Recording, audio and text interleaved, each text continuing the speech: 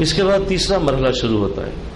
اور یہ تیسرا مرحلہ جب شروع ہوتا ہے تو اس وقت بندے کا تعلق اللہ سے کٹ جاتا ہے۔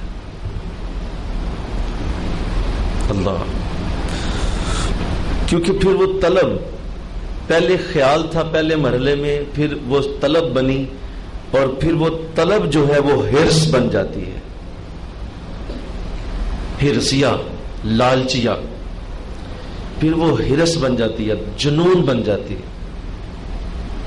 اور پھر اس جنون میں نہ اذانوں کی پرواہ ہوتی ہے، نہ قرآن کی تلاوتوں کی پرواہ ہوتی ہے، نہ روزوں کا کوئی حال ہوتا ہے،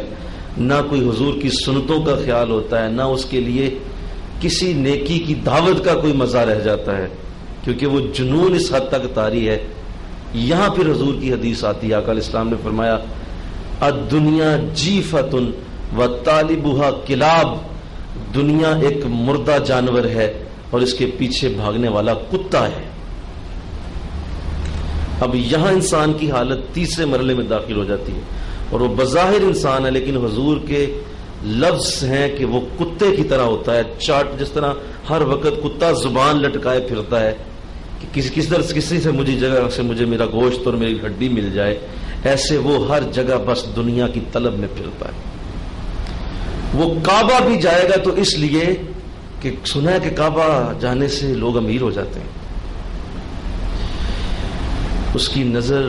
نہ اللہ کی طرف رہتی ہے نہ رسول کی طرف رہتی ہے، اور اس کا دھیان